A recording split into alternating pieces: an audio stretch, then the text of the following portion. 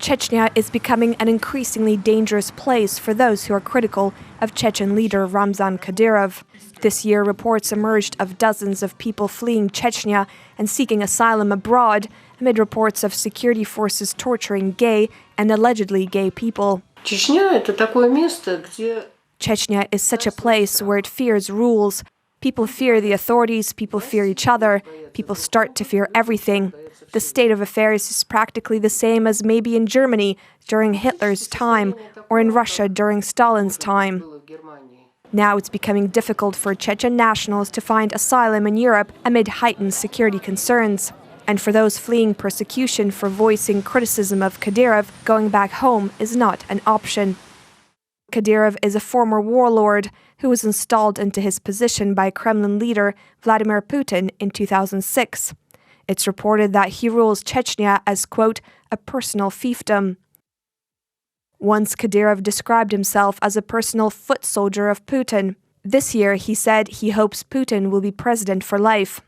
The Chechen leader has previously said asylum seekers will pay for criticism of him if they return. One outspoken Chechen video blogger who criticizes Kadyrov's rule online described his encounter with a Chechen official.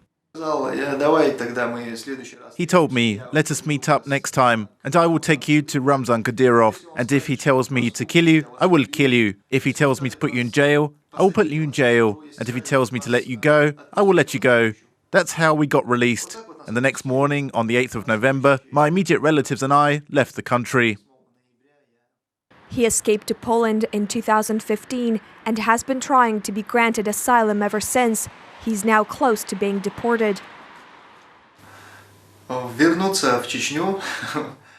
be back in Chechnya, just the very thought of being deported to Russia, it is something that you try not even to think about. Even the thought of it, I do not allow into my head. For me, that is the scariest outcome.